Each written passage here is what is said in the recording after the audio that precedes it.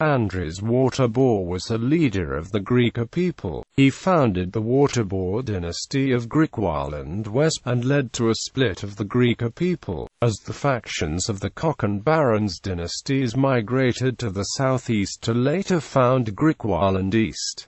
Early life. Unlike the majority of the predominantly mixed Griqua people, Waterboer was of pure bushman origin, and seems to have been born in the wilderness somewhere north of the Gariep, probably in the late 1700s. He joined the house of the powerful ruling family of the Griquas. The Koks took the name of Andries Waterboer and learned to read and write. Fiercely ambitious, he rapidly rose in rank, eventually leading his followers in an armed revolt against the rule of Kok and Barends in 1815.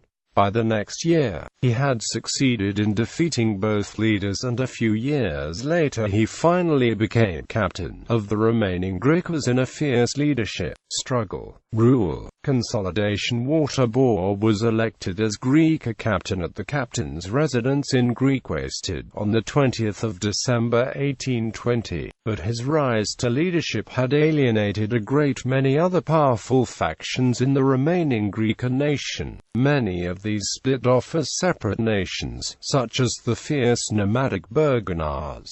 Wars ensued, with both the Burgenars and the Karanas. Waterboer formed an alliance with the Cape Colony to the south, however this alliance frequently faltered in the ensuing conflicts. Eventually Waterboer defeated the Burgenars, Karanas and other Griqua factions, and consolidated his rulership. He overhauled the administration of what was now Griqualand West and divided the state into 4 regions. His capital Griqualand surrounds were under his direct rule and were named Waterboersland. Regional wars. In 1823, in alliance with the Koks and Barends dynasties, he won the Battle of Dithakong, and thereby diverted the Great Mafeking migrations from Griqua territory. The next year, he fought and was victorious in a complex conflict near Foray Smith, between Cornelius Kok and Adam Kok, in which the Burgenars were employed by Adam Kok.